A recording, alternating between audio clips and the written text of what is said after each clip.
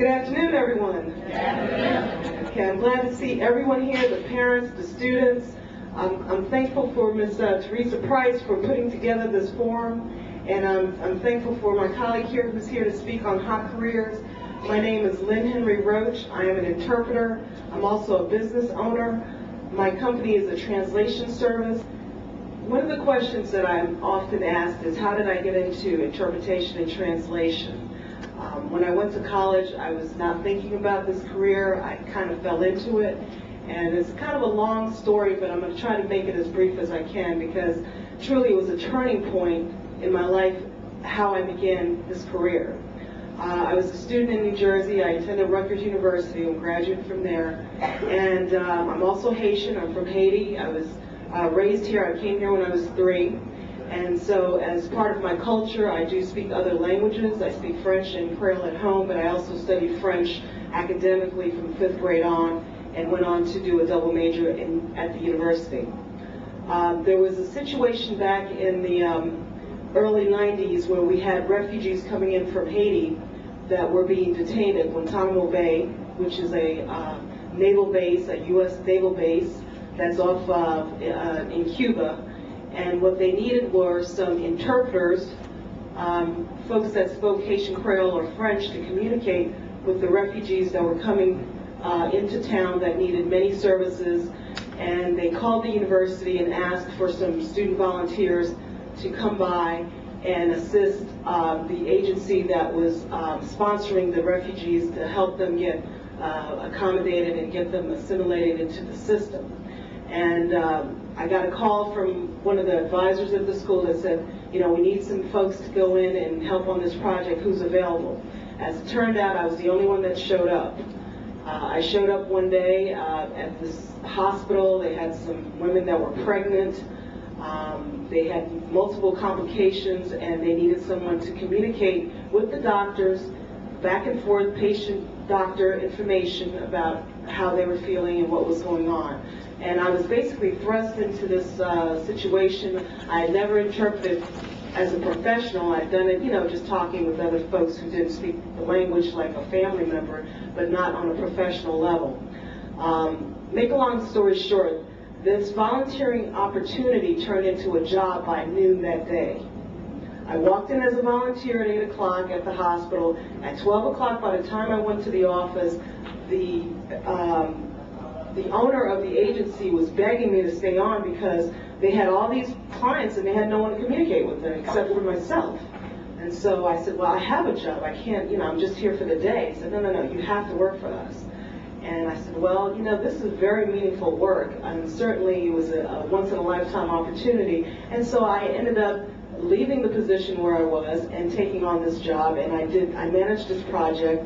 I did a lot of significant work. I got the opportunity to work with not only the agency, but multiple agencies in the state of New Jersey. I worked with the State Department. I worked with the commanders at Guantanamo, arranging for the medevac planes to bring the patients in and get care and what have you. So it's been a very rewarding intro into the field. I subsequently went on to work other places, and to the point where now I work having my own company, and I've worked in the school system, I've worked in hospitals, and I'm here to tell you that interpretation and translation is a very hot field. It's in demand, especially when you consider the immigrant population that's continuously growing, not only in Georgia, but all across the United States. If you speak a second language, you know, because of your background, wherever you're from, I encourage you to maintain that and even refine that. If you're studying a language in high school, I seriously encourage you to continue that, perhaps as a second major when you get to college, because every door that I've knocked on for a job, I had the advantage because I spoke more than one language, and that was the defining difference for me and another candidate. So it is important to be able to market yourself with your language skills, as well as your computer skills, as well as any other talents that you have. So this language has afforded me many opportunities. And let me tell you, one of the advantages about being an interpreter is that you don't necessarily have to have a degree in order to work as an interpreter. You do have to be proficient in your languages. You have to speak English and whatever language, other language, very well, equally well. It's not like you speak a little bit of this and a lot of something else. You have to be fluent in both languages. Now, the advantage of being an interpreter, even let's say as a college student, is that you can earn income even before you get your degree. And the ways that you do that is by taking certain tests that will, these are national standard tests that will show your proficiency in that language, and it's recognized for employers who are hiring translators and interpreters to see that you have mastered that skill. And as far as salary range, on average, you start probably about somewhere between $20, $25 an hour and up, and that depends on your experience, your education, and where you're working. If you're working as an independent contractor, in other words, someone who goes from different agencies, kind of freelancing, you pick up work here, there, wherever, you're probably in the state of Georgia averaging about $30, $35 an hour. If you're working in the court system, which mandates that all limited English speakers have to have an interpreter that is provided by the courts. If you're going to jail and you don't speak English, they have to provide you someone that speaks your language to make sure that you're aware of what's being done in terms of the due process. So that person who's in the court system definitely has to have a higher credential, and it's more rigorous training for you to get into that situation or that position. But you're certainly rewarded, because if you're doing a court case, you're probably making $100 an hour, almost as much as the attorney. If you're working in the medical field as an interpreter, perhaps interpreting Piedmont Hospital or any of the hospitals, doing a pre-operation intake with the doctor and the patient to go over, okay, this is the procedure we're going to do today, this is the possible outcomes, what have you.